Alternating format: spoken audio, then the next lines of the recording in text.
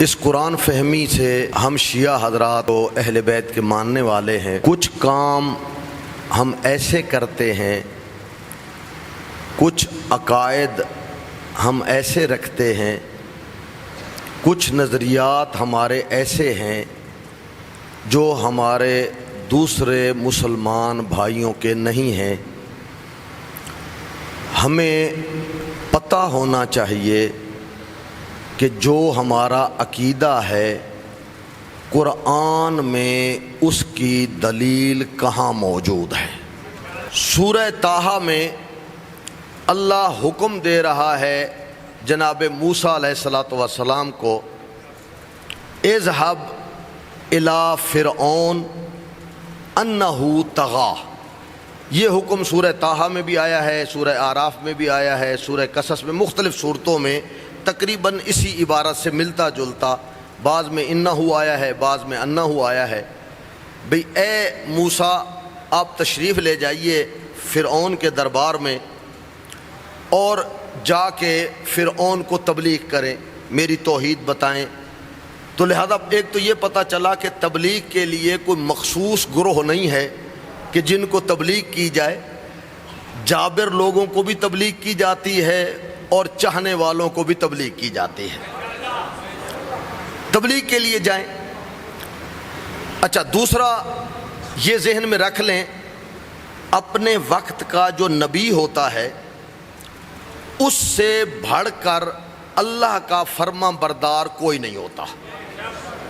وقت کا جو نبی ہے سب سے بڑا مطیع خدا ہوتا ہے۔ میں حیران ہوتا ہوں، یہ 2-3 جگہوں پہ آیت موجود ہے، اللہ کہہ رہا ہے اذهب الی فرعون، موسیٰ کو پکار کے کہہ رہا ہے، اکیلے موسیٰ کو کہہ رہا ہے جاؤ فرعون کے دربار میں، وہ سرکش ہو گیا ہے، جا کے تبلیغ کرو۔ لیکن جب میں دیکھتا ہوں تو جناب موسیٰ تشریف نہیں لے جاتے، موسیٰ نہیں جاتے، حالانکہ میں نے بتایا ہے اپنے وقت کا سب سے بڑا مطیع اگر کوئی ہو سکتا ہے تو وہ اس زمانے کا نبی ہوتا ہے جس کے پاس یہ حکم آتا ہے۔ موسیٰ علیہ السلام نہیں گئے، کیوں نہیں گئے؟ 2 علتیں علماء کرام نے لکھی ہیں، وجوہات۔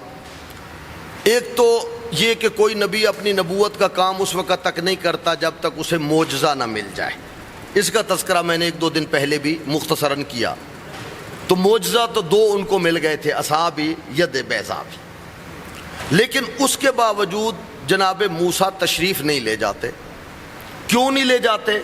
میں نے ضمناً شاید عرض کیا تھا کہ دوسری علت یہ ہے کہ جب تک اللہ اس نبی کے وصی کو معین نہ کر دے اس وقت تک وہ نبی اپنی نبوت کے کام کا آغاز نہیں کرتا، وصی نہ بنا دے اس وقت تک۔ اچھا، اس سے ایک نقطہ اور چھوٹا سا اور بھی آپ کے لیے حل ہو جائے گا۔ اگرچہ ہمارا عقیدہ یہ ہے کہ ہمارے نبی سرور کائنات کنت نبیًا و آدم بین الماء والطین، اول مخلوق بھی ہیں، اول نور بھی ہیں، اور اس وقت بھی نبی تھے۔ ہمارے عقیدے کے مطابق 40 سال کے بعد نبوت نہیں ملی، اس وقت بھی نبی تھے۔ ہاں، اعلان نبوت بعد میں کیا ہے۔ اس کی بھی وجہ یہی تھی چونکہ ابھی ان کا وصی کعبے میں نہیں آیا تھا۔ حضرت 40 سال تک علی کا انتظار کرتے رہے کہ میرا وصی آ جائے، پھر میں تبلیغ کا کام، پھر آ گیا حکم وَأَنذِرْ عَشِيرَتَكَ الْأَقْرَبِينَ، اور حضرت ابو طالب کے گھر جو ہے وہ دعوت کا اہتمام ہوا، سورہ شعراء میں بیان کیا۔ تو یہاں موسیٰ کا وصی نہیں بنا تھا، اور اللہ کہہ رہا تھا اذهب الی فرعون، جاؤ فرعون کے دربار میں، چونکہ وہ سرکش ہو گیا ہے۔ اب موسیٰ وصی خود بنا نہیں سکتا، اللہ نے ابھی بنایا نہیں ہے، چونکہ ابھی میں آیات پڑھوں گا تو ان آیات سے واضح ہوتا ہے کہ موسیٰ ابھی خواہش کر رہے ہیں۔ جب اللہ نے کہا، اور یہ آیتیں اکٹھی ہیں سورہ طٰہٰ میں، پہلے اذهب الی فرعون انہ طغیٰ، بعد میں پھر موسیٰ علیہ السلام کا، تو جناب موسیٰ خود تو بنا نہیں سکتے تھے، بے شک اولو العزم نبی تھے، بنانا تو اللہ نے تھا، ہاں موسیٰ کے پاس ایک طریقہ تھا. علماء کہتے ہیں الدعاء سلاح المؤمن. مومن کی کتنی بڑی مشکل کیوں نہ ہو، مومن کے اسلحہ کا نام ہے دعا. وہ دعا مانگتا ہے سارے مسئلے حل. آج ہمیں جناب موسیٰ دعا مانگنے کا طریقہ بھی بتائیں گے، اور موسیٰ چاہتے یہ ہیں کہ اللہ میرا وصی بنائے، اور خواہش بھی کرتے ہیں کہ میرا وصی فلاں شخص کو بنایا جائے.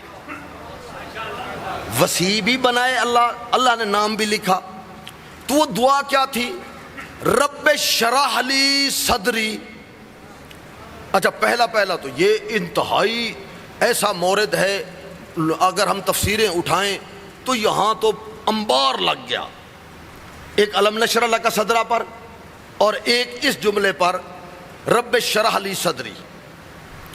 لوگوں نے ہمارا چونکہ عقیدہ یہ ہے کہ ہمارا نبی پاک ہوتا ہے، معصوم ہوتا ہے، تو اس کا معنی علماء کرام نے کیا ہے رب اشرح لی صدری، یا اللہ تو میرے سینے کو علم کا خزینہ بنا دے، علم سے بھر دے، میرے سینے کو کھول دے، علم کا خزینہ بنا دے، نہ کہ جبرائیل کو بھیج، جس کا کل بھی مختصراً میں نے تذکرہ کیا.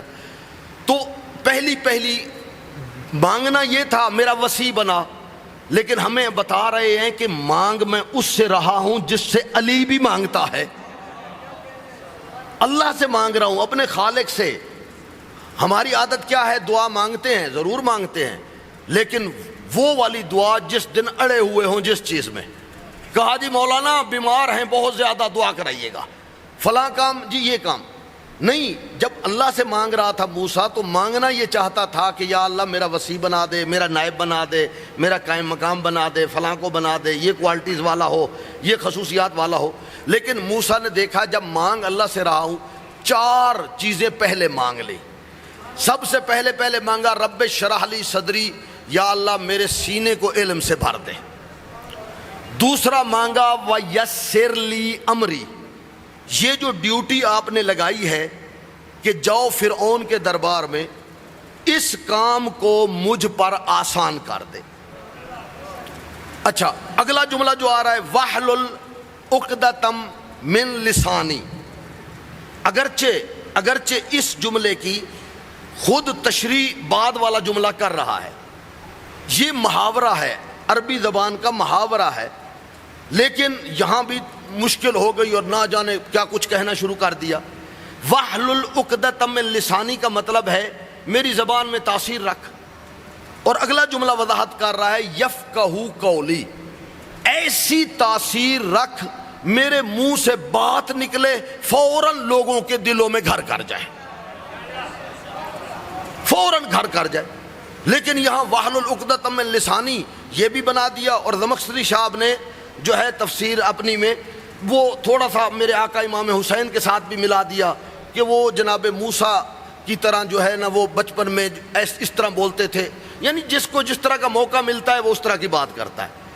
بھائی میں صرف ایک بات کرتا ہوں، جتنے بھی مسلمان ہیں، کسی مسلمان کی امامت نماز کی کرانے والا توتلا بندہ نہیں ہو سکتا. جب نماز توتلا نہیں پڑھا سکتا تو نبی توتلا کیسے ہو جاتا ہے؟ توتلا ہونا نقص ہے. تو اللہ ہر کسی کا وہ نقص دور کرے. تو انہوں نے بنا دیا وحلل عقدۃ من لسانی کا مطلب یہ ہے کہ وہ انگارے منہ میں رکھے تھے اور وہ اب توتلا بولتے تھے، ان سے ٹھیک بولا نہیں جاتا تھا.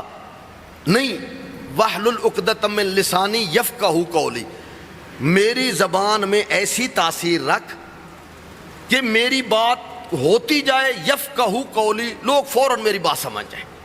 اور ابھی میں آپ کے سامنے پیش بھی کروں گا اور سمجھا بھی فوراً گیا.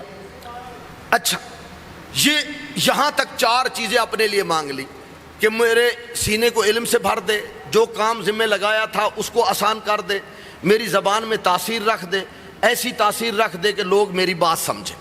اب آ گئے وجعل لی، یا اللہ تو بنا. تو پتہ تھا کہ میں نہیں بنا سکتا.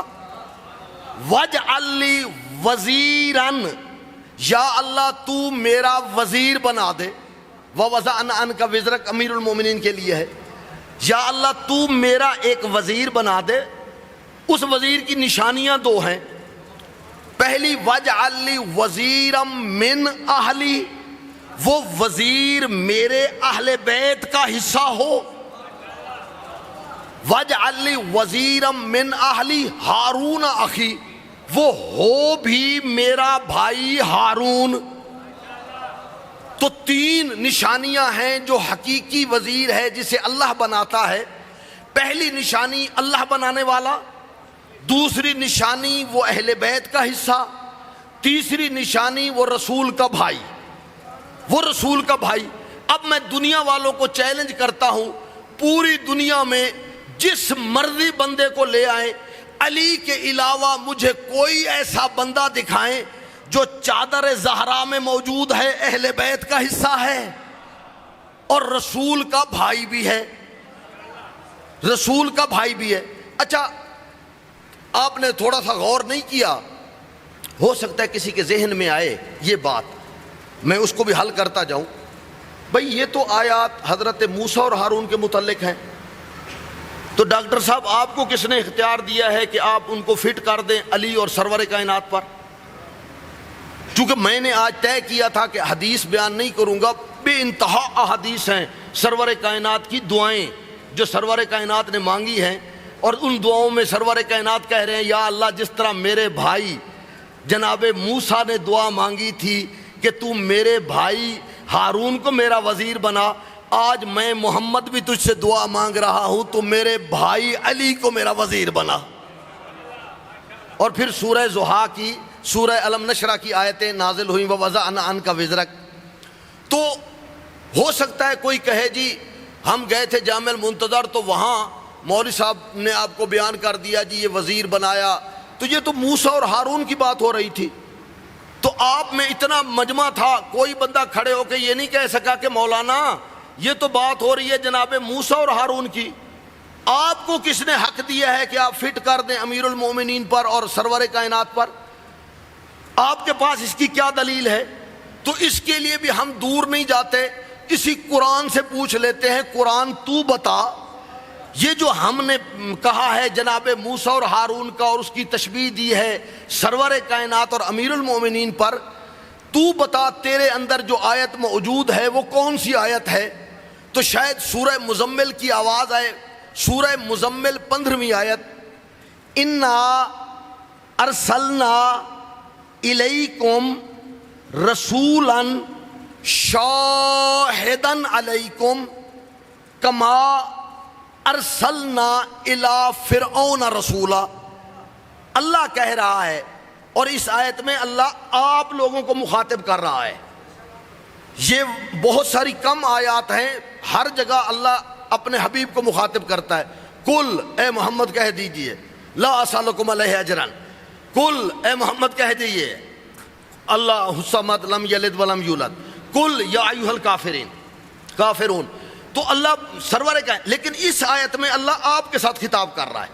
جتنے بندے بیٹھے ان سے کہہ رہا ہے انا، میں اللہ نے، ارسلنا الیکم، یہ جتنے بندے بیٹھے ہو تمہاری طرف جو امت محمدیہ ہے، بالکل ایسے رسول بھیجا کما ارسلنا الی فرعون رسولا، جس طرح کل میں نے فرعون کے پاس موسیٰ کو بھیجا تھا.